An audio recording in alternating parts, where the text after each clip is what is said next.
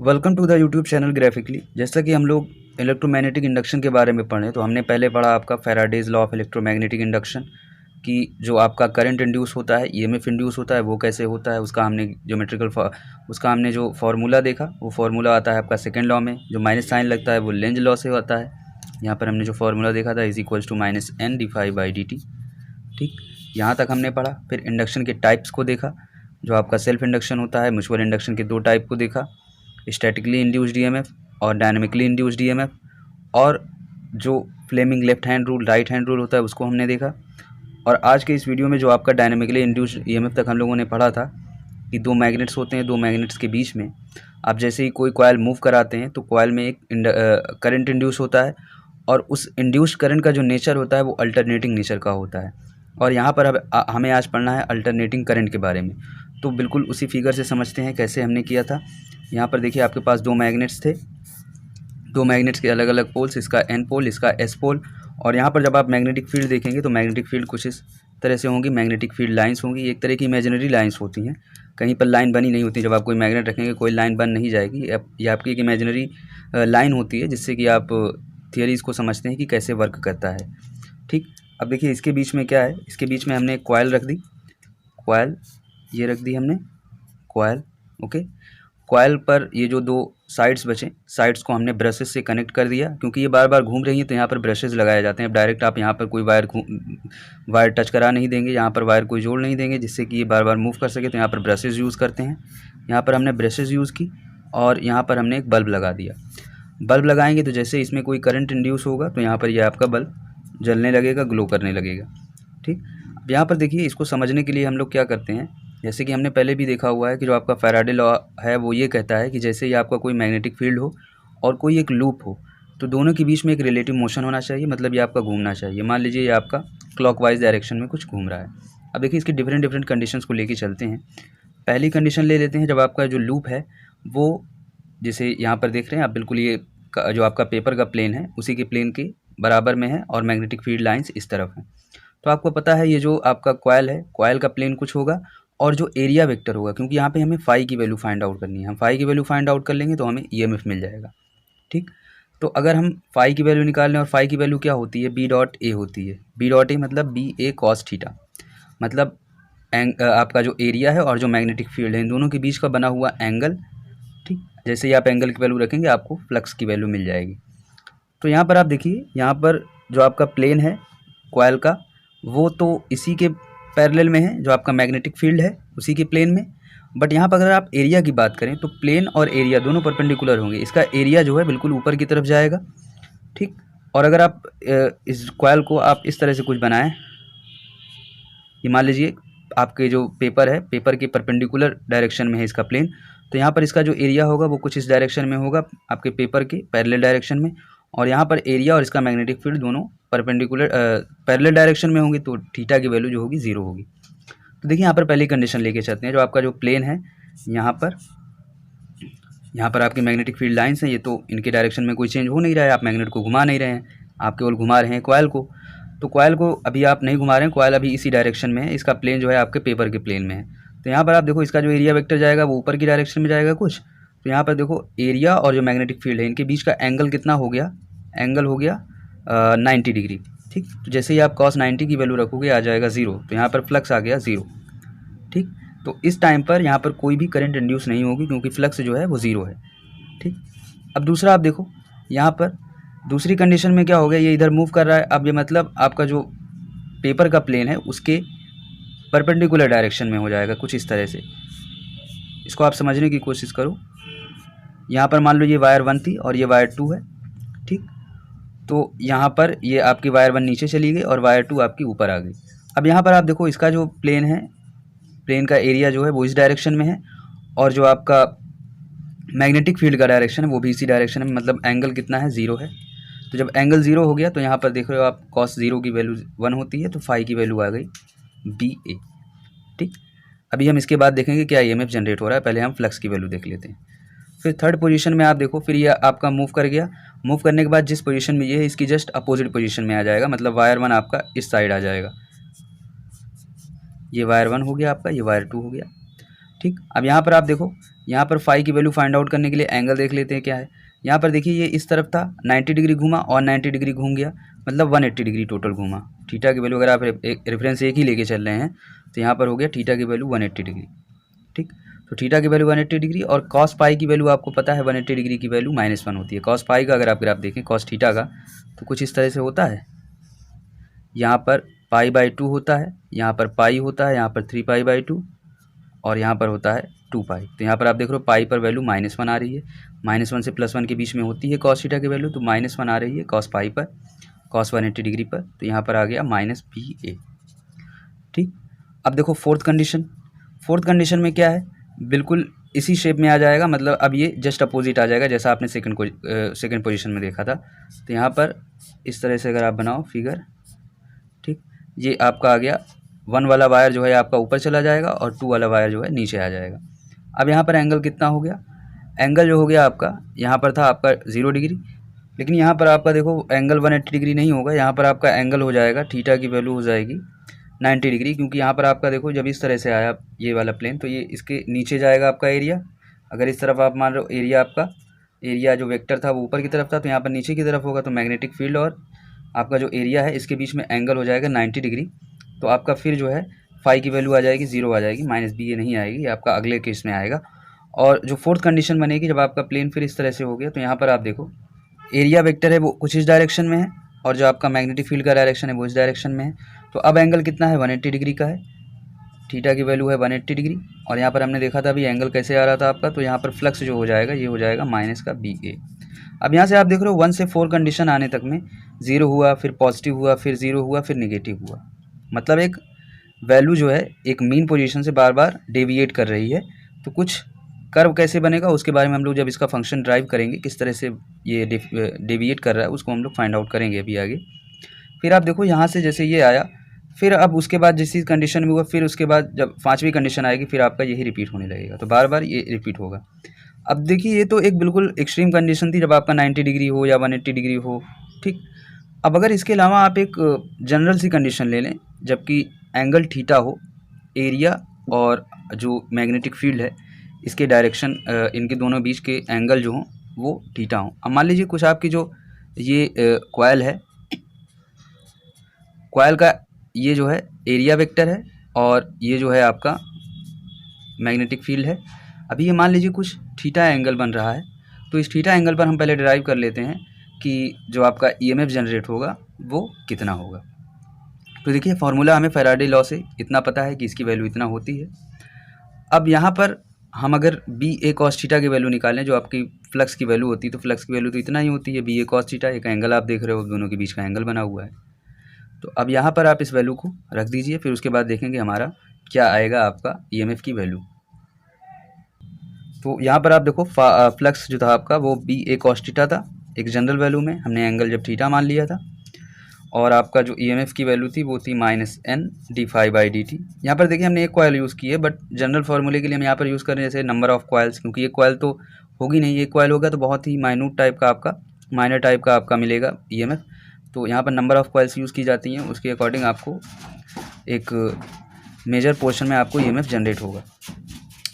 तो ये हो गया आपका ईएमएफ का फार्मूला, और यहाँ पर इसकी वैल्यू पहले पुट कर देते हैं। ए की वैल्यू हो जाएगा -N, और यहाँ पर आप देखो यहाँ पर रख देंगे BA cos थीटा dt, ठीक है। यहाँ पर आप देखो B की भी वैल्यू एक कांस्टेंट वैल्यू है और एरिया भी आपका कांस्टेंट है, बस बदल क्या रहा है, एंगल बदल रहा है। E की वैल्यू हो जाएगी -NBA d cos theta divided by dt।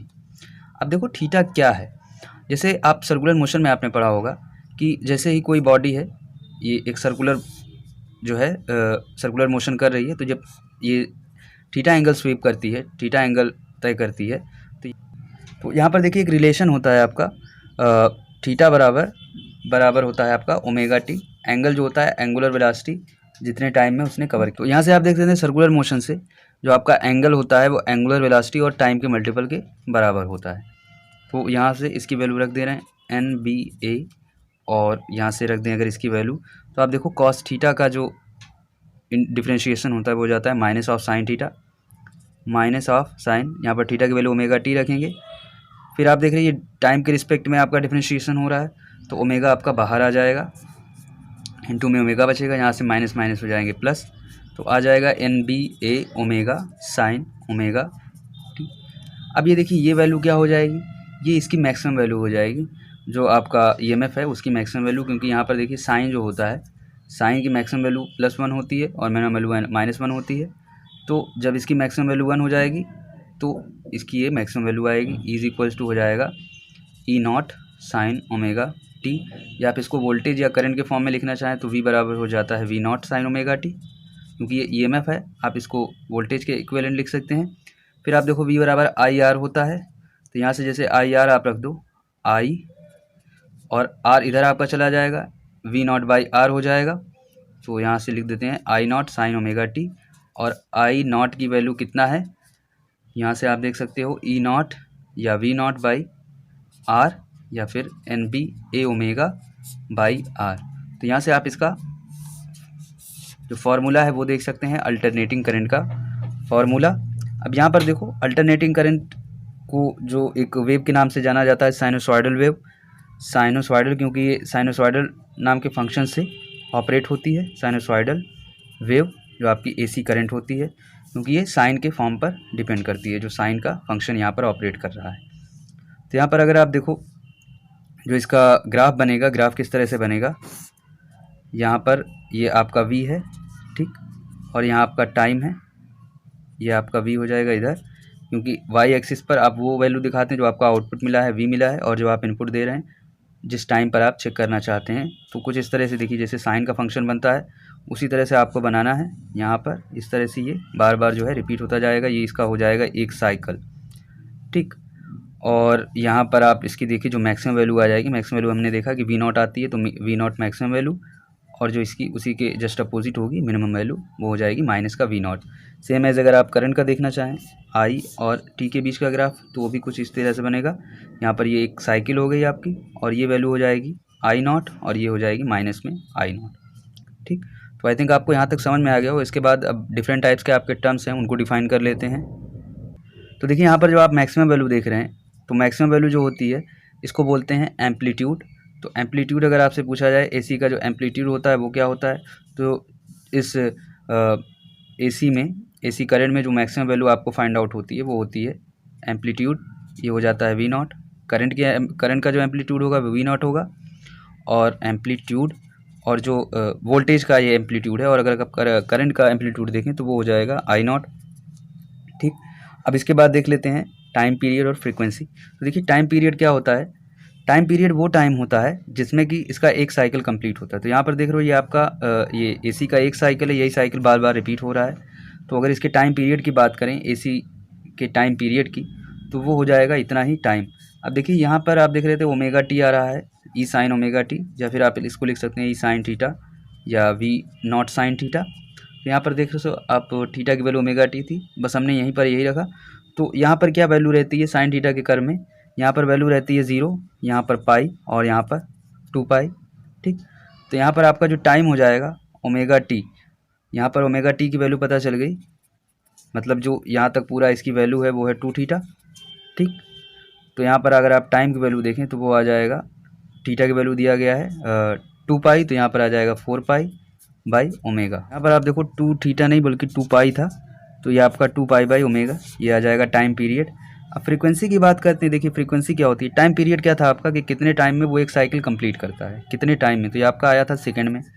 और फ्रीक्वेंसी जस्ट का अपोजिट होता है, जैसे आपको फ्रीक्वेंसी निकालना है तो आप डायरेक्ट बस इसका इन्वर्स निकाल दो, F is equals to 1/T। तो देखिए फ्रीक्वेंसी होती क्या है, अभी आपने पढ़ा कि टाइम पीरियड जो होता है कि कितने टाइम में उसने एक साइकिल कंप्लीट किया।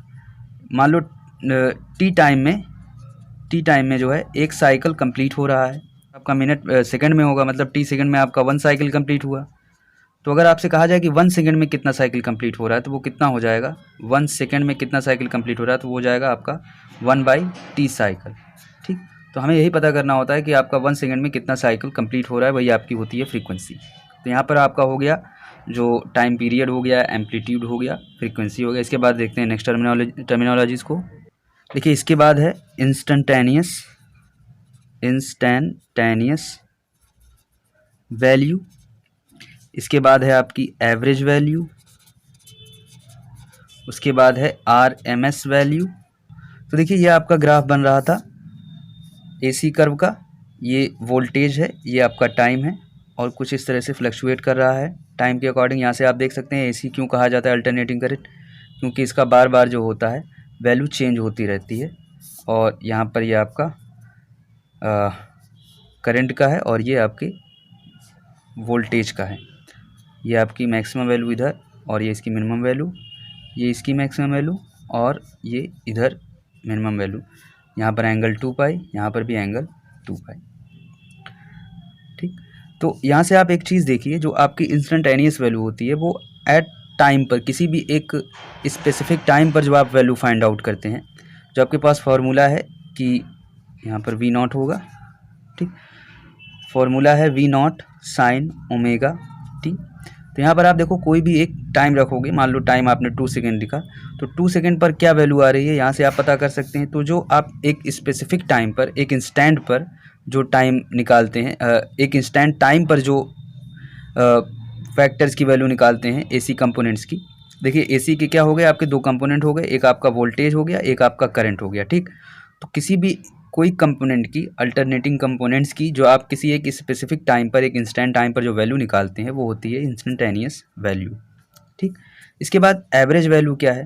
देखिए एवरेज वैल्यू क्या होती है, एवरेज वैल्यू जब भी आप निकालते हो तो जैसे आपके पास ये y एक्सिस पर जो वैल्यू है और जो आपकी x एक्सिस पर वैल्यू है, तो जितनी भी y एक्सिस पर आपकी वैल्यूज़ हैं और जितनी भी आपकी x एक्सिस पर वैल्यू, जैसे यहाँ पर आप देखो, जब भी आप कोई कर्व बनाते हो x1 पॉइंट पर देखते हो y1 वैल्यू आई, x2 पॉइंट पर y2 वैल्यू आई।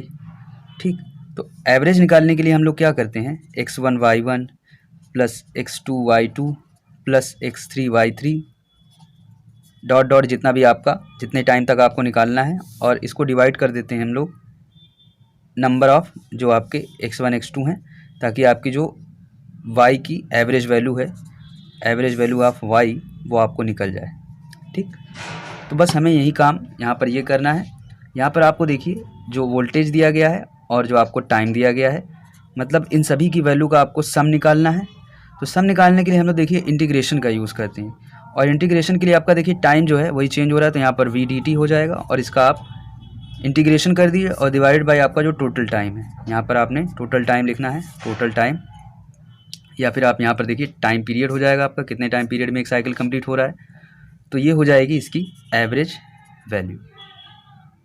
अब देखिए यहाँ पर एक ध्यान देने वाली बात, और यहाँ पर अगर आप एवरेज वैल्यू निकालते हैं तो एवरेज वैल्यू यहाँ पर आप देखो वैल्यू जो है पॉजिटिव में जा रही है अभी हाफ साइकिल में, फिर उसके बाद हाफ साइकिल में नेगेटिव में जाने लगती है। तो अगर आप टोटल वैल्यू का सम देखोगे तो 0 आएगा, मतलब टोटल साइकिल का आप एवरेज निकालोगे तो आ जाएगा 0। ठीक, तो हम लोग क्या करते हैं, हाफ साइकिल का एवरेज निकाल लेते हैं और इन दोनों को हम अलग अलग निकाल कर जोड़ देंगे तो हमारा एवरेज आ जाएगा। तो हाफ साइकिल का पहले निकाल लेते हैं क्या एवरेज आता है। तो यहाँ पर देखिए हम इसके एवरेज की वैल्यू निकाल लेते हैं। हाफ साइकिल का जो बन रहा था, क्या था आपका फॉर्मूला, यहाँ पर है जो आपने लिखा था v/dt डिवाइडेड बाय आपका जो टाइम पीरियड था। तो यहाँ पर देखिए टाइम पीरियड आपको पता ही था 2 पाई। अब देखिए लिमिट यहाँ पर क्या रखेंगे, लिमिट आपने जैसे यहाँ पर देखा था, ये हो गया आपका 0, ये पाई और ये 2 पाई। ठीक, और यहाँ पर मैक्सिमम वैल्यू v0 थी, यहाँ पर मिनिमम वैल्यू आपकी -v0। तो यहाँ पर देखिए हम अभी इसका निकाल रहे थे, इसके वोल्टेज के कंपोनेंट का। तो यहाँ पर ये वोल्टेज की आपकी एवरेज वैल्यू आएगी, तो यहाँ पर हो गया आपका 2 पाई, और इसकी जो लिमिट हो जाएगी आपके इंटीग्रेशन की वो हो जाएगी 0 से पाई, 0 से पाई। यहाँ पर देखिए अब एंगल में रखा जा रहा है, तो एंगल में रखा जा रहा है तो आपको जो रखना है वैल्यू इसकी, जैसे v की वैल्यू आपको पता है v0 होती है साइन ओमेगा टी, तो इसको आपने थीटा में ही रखना है क्योंकि आप एंगल में ऑपरेट कर रहे हैं जो लिमिट है। तो ये हो जाएगा आपका v0 साइन थीटा। और यहाँ पर देखो जो आपका टाइम पीरियड आता था, टाइम पीरियड आता था आपका 2 पाई बाई ओमेगा, तो यहाँ पर आपने 2 पाई ना लिख के आपका एंगल की वैल्यू है, तो ये हो जाएगा 2 पाई बाई ओमेगा। और जैसे ही आप यहाँ पर टी की वैल्यू रखेंगे तो टी की वैल्यू यहाँ से ही आप रखिए, यहाँ पर आपको एग्जैक्ट वैल्यू तो नहीं पता है थीटा की वैल्यू, तो ये टी की वैल्यू हो जाएगी थीटा बाई ओमेगा। तो जैसे ही आप यहाँ पर रखोगे यहाँ पर 1 बाई ओमेगा आ जाएगा और इसकी वैल्यू आ जाएगी v/d थीटा। अब आपको सब कुछ थीटा के टर्म्स में रखना है, आपका यहाँ से यहाँ ये कट गया, तो यहाँ पर आया क्या, नीचे में बस आपका 2 पाई बचा हुआ है और 0 से पाई, v0 आपका बाहर चला आ जाएगा, साइन थीटा डी थीटा बचा। और साइन थीटा डी थीटा का इंटीग्रेशन आप जानते हो कितना होता है, minus of cos theta, minus of cos theta, और इसकी लिमिट दी गई है 0 से पाई। ठीक, तो ये हो गया वी नॉट, और यहाँ पर जैसे आप वैल्यू रखोगे minus cos pi, V naught by 2 pi है इधर, माइनस कॉस पाई, माइनस में कॉस 0, और इसकी वैल्यू आप निकालोगे, ये कॉस पाई की वैल्यू -1 होती है, और यहाँ पर आप देखो लिमिट जैसे रखोगे ये इधर हो जाएगा माइनस माइनस प्लस हो जाएगा, यहाँ पर आ गया माइनस माइनस प्लस हो गया, मतलब इसकी वैल्यू आ गई +1 पूरे की, और इसकी वैल्यू भी +1, तो 2 आ गया, तो वी नॉट बाई आ गया पाई। तो हाफ साइकिल की आपकी एवरेज वैल्यू मिल गई कि कितना होता है, वी नॉट बाई पाई। ठीक, और आप अदर हाफ साइकिल का निकालोगे तो उसकी वैल्यू आ जाएगी वी नॉट बाई पाई, लेकिन माइनस में। अब हमें एवरेज वैल्यू चाहिए टोटल की, ताकि ज़ीरो ना आए, क्योंकि कुछ ना कुछ तो वैल्यू आ ही रही है। हम इसकी वैल्यू 0 नहीं निकालेंगे, हम इसकी वैल्यू मॉड में ले लेते हैं, मतलब इसकी वैल्यू भी पॉजिटिव, इसकी वैल्यू भी पॉजिटिव। तो ओवरऑल साइकिल का अगर देखा जाए तो ओवरऑल साइकिल के लिए यहाँ पर देखिए इसको जोड़ करके 2 से डिवाइड कर देंगे, v naught by pi plus में v naught by pi divided by 2। यहाँ पर आप देखो यहाँ पर भी 2 आ जाएगा, नीचे भी 2। तो एवरेज वैल्यू फुल साइकिल के लिए भी आपकी यही रहेगी, फुल साइकिल के लिए वी नॉट बाई पाई। ठीक, तो यहाँ पर आप देखें कि जो आपके फुल साइकिल के लिए जो एवरेज वैल्यू हो जाती है, बेसिकली ये हाफ साइकिल के लिए ही है। अदर हाफ साइकिल के लिए अगर आप इसमें ऐड करते हैं तो वैल्यू जो हो जाती है वो हो जाती है 0। तो यहाँ पर हम हाफ साइकिल के लिए वैल्यू निकालते हैं, अगर आप दोनों का जो मॉड लेके वैल्यू निकालें तब आपके फुल साइकिल की वैल्यू निकलेगी। तो ये हो जाता है आपका एवरेज वैल्यू। अब अगर आप करंट की एवरेज वैल्यू देखें तो वो भी हो जाएगी आपकी V naught I naught by pi. तो यहाँ पर देखिए आपकी ये एवरेज वैल्यू आ गई इतना। और यहाँ पर देखिए आपका एक यहाँ पर प्रॉब्लम है, यहाँ पर देखिए यहाँ पर हमने टाइम लिखना था कि कितना टाइम हुआ है। तो ये आपका टोटल टाइम यहाँ तक हमने हाफ साइकिल के लिए यूज़ किया है, तो पाई यूज़ करेंगे, 2 पाई नहीं। तो यहाँ पर 2 पाई नहीं होगा, यहाँ पर पाई होगा, यहाँ पर भी पाई होगा, तो आपका इधर आ जाएगा 2 वी नॉट बाई पाई। इसके बाद आप देख लेते हैं root mean square value, RMS value. Root mean square देखिए इसमें नाम में ही है कि आपको करना क्या है, पहले यहाँ इसका जो आपको वैल्यू निकालनी है रूट मीन स्क्वायर, इसके लिए हम लोग क्या करेंगे, पहले स्क्वायर ले लेंगे। यहाँ पर देखिए पिछले वर्ड से चलते हैं, रूट मीन स्क्वायर मतलब क्या करेंगे, आपको देखिए पता है डायग्राम कुछ इस तरह से बनता है। मतलब वैल्यू पहले पॉजिटिव मिलती है हाफ साइकिल तक, फिर उसके बाद नेगेटिव मिलने लगती है। इसका मतलब आप अगर स्क्वायर करके ऐड करें और फिर इसका अंडर रूट ले लें तो आपको जो वैल्यू मिलेगी वो होगी RMS वैल्यू, या फिर इसको इफेक्टिव वैल्यू भी बोलते हैं, जो आप इफेक्टिव वैल्यू जनरली जो यूज़ करते हैं।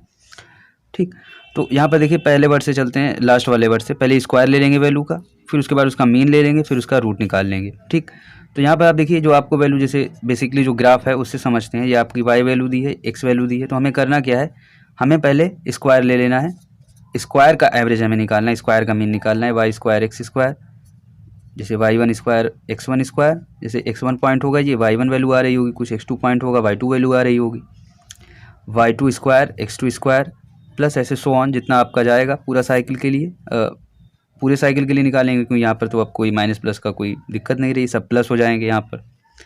फिर x1 square plus x2 square plus में सो ऑन तक जाएगा, फिर उसके बाद इसका अंडर रूट ले लेंगे, यही आपकी रूट मीन स्क्वायर वैल्यू आएगी।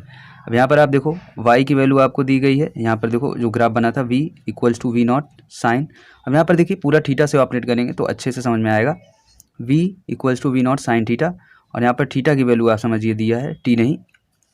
ठीक, बेसिकली तो आपका v is equal to V naught sine omega T होता है, सेम ही है बिल्कुल, कोई उसमें प्रॉब्लम नहीं है। तो यहाँ पर बस आपको y की जगह v not sine omega T रखना है और x की जगह आपको थीटा रखना है। ठीक, तो यहाँ पर भी देखिए इन सब का सम की बात कही जा रही है, मतलब यहाँ पर भी आपको निकालना है इंटीग्रेशन, यहाँ पर भी आपको इंटीग्रेशन का यूज़ करना है। तो यहाँ पर सभी वैल्यूज़ को रख देते हैं, यहाँ पर आपको इंटीग्रेशन का यूज़ करना होगा। तो यहाँ पर हम लोग करते हैं आगे, ये आपका हमने लिख लिया v का स्क्वायर और dx का स्क्वायर हो जाएगा। x यहाँ को आपको डी थीटा से रिप्लेस कर देना है, x को आपको देखिए डी थीटा से रिप्लेस कर देना है और y को v से रिप्लेस कर देना है। ठीक, तो सेम एज वही रिपीट कर रहे हैं हम। यहाँ पर हो जाएगा आपका थीटा का स्क्वायर हो जाएगा, क्योंकि यहाँ पर जो थीटा स्क्वायर है ये पूरे इनकी x1 x2 की वैल्यू को रिप्रेजेंट कर रहा है। ठीक है, या फिर अगर आप इसको भी डिफरेंशिएशन से देखना चाहें तो ये हो जाएगा आपका डी फाई का स्क्वायर, और यहाँ पर हमने करना है आगे, ये हो जाएगा आपका, दोनों की लिमिट सेम हो जाएगी 0 से 2 पाई तक, इसकी भी वैल्यू 0 से 2 पाई। अब यहाँ पर देखिए इसके बाद हमें इसका स्क्वायर अंडर रूट लेना था, तो बस हमें यही वैल्यू निकालनी है, ये आपकी आएगी RMS वैल्यू, और सेम एज अगर वी की जगह हम आई से रिप्लेस कर देंगे तो आई RMS आने लगेगा आपका। तो बस हमें पहले इनकी वैल्यू इक्वेट करनी है। तो वी की जगह आपको जो फार्मूला है वही यूज़ करना है, V square sine square theta हो जाएगा, और इधर डी थीटा स्क्वायर है। तो जब इसकी वैल्यू आप निकालोगे डी थीटा स्क्वायर की तो वो हो जाएगा 2d थीटा, यहाँ पर हो जाएगा 2 और ये हो जाएगा आपका डी थीटा। और ये देखिए ये पूरा सेक्शन तो आपका कांस्टेंट है, तो बस यहाँ तक आपका इंटीग्रेशन का साइन लगेगा और ये हो जाएगा 0 से 2 पाई इसकी लिमिट। सेम एज इसको जब आप सिंप्लीफाई करोगे तो ये भी आ जाएगा 2d थीटा, और डी थीटा का आपको बस इंटीग्रेट करना है 0 से 2 पाई तक। ठीक है, अब देखिए यहाँ से 2 से 2 कैंसिल आउट हो गया, ये आपका बचा v0 का स्क्वायर। और नीचे जब आप इसकी वैल्यू इक्वेट करेंगे तो यहाँ पर देखिए डी थीटा का इंटीग्रेशन थीटा हो जाएगा, और थीटा का जब आप लिमिट रखोगे तो हो जाएगा 2 पाई माइनस 0, तो यहाँ पर आ जाएगा 2 पाई आ जाएगा। और अब इसकी हमें निकालनी है साइन स्क्वायर थीटा का इंटीग्रेशन करना है। तो देखिए एक फार्मूला होता है cos 2 theta is equals to होता है 1 माइनस 2 साइन स्क्वायर थीटा। ठीक, तो यहाँ से आप साइन स्क्वायर थीटा की वैल्यू इक्वेट करिए तो आ जाएगा 1 माइनस cos 2 थीटा बाई 2, यहाँ पर आपको ये वाली वैल्यू रख देनी है, ये आ जाएगा 1/2 और 1 माइनस cos 2 थीटा बचेगा। अब आप इसका इंटीग्रेशन कर सकते हैं, ये आ गया 0 से 2 पाई और इधर है आपका डी थीटा, और यहाँ पर आपका पूरे पे अंडर रूट तो चल ही रहा है। ठीक, ये आ गया आपका v0 का स्क्वायर बाई 4 पाई। ठीक, और यहाँ पर आप इसका इंटीग्रेशन देखोगे आ जाएगा 1 का 1 इंटू डी थीटा है तो यहाँ पर आ जाएगा थीटा माइनस में, यहाँ पर cos 2 थीटा का हो जाएगा 1/2 साइन 2 थीटा 0 से 2 पाई। ठीक, फिर इसके भी अंडर रूट की वैल्यू हमें फाइंड आउट करनी थी, v0 स्क्वायर बाई 4 पाई, और यहाँ पर हम सभी वैल्यू को रखते चले जाएंगे, आ जाएगा 2 पाई माइनस में 1/2, और साइन 2 पाई की वैल्यू 4 पाई है, 4 पाई आ जाएगा। तो यहाँ पर देखिए 4 पाई की वैल्यू तो 0 होती है, तो यहाँ पर आ गया 0, फिर माइनस आपने लगाया, फिर ये पूरा 0 हो जाएगा। ठीक, आपको वैल्यू कितनी मिली, इसका अंडर रूट है, और यहाँ पर वैल्यू आपको मिल जाएगी, यहाँ से देखिए 2 पाई है और यहाँ पर 4 पाई है, तो यहाँ पर कितना बचेगा, केवल 2 बच जाएगा, v0 स्क्वायर बाई 2, इसका अंडर रूट आपने लेना है तो आ जाएगा v0 बाई √2। तो ये आ जाती है RMS वैल्यू। थोड़ा सा लेंदी है, आप समझ भी सकते हैं किस तरह से लगाया गया है, इंटीग्रेशन का पूरा कॉन्सेप्ट है इसका। ठीक, तो ये आपका हो जाएगा RMS वैल्यू, और ये वोल्टेज की RMS वैल्यू। अगर आप करंट की RMS वैल्यू देखना चाहते हैं तो वो हो जाएगा I0 बाई √2। अब देखिए यहाँ पर दो और टर्म्स हैं आपके, एक होता है पीक फैक्टर और एक है फॉर्म फैक्टर। तो यहाँ पर देख लेते हैं पहले फॉर्म फैक्टर क्या है। तो देखिए फॉर्म फैक्टर जो होता है ये आपकी RMS वैल्यू और जो आपकी एवरेज वैल्यू होता है इसका रेशियो होता है। RMS वैल्यू आपको पता चल गई v0 बाई √2। ठीक, और एवरेज वैल्यू आपको पता है वो कितना होती है, पाई बाई 2। ठीक, तो यहाँ से जैसे आप इसकी वैल्यू कैलकुलेट करेंगे आ जाएगा पाई बाई 2√2।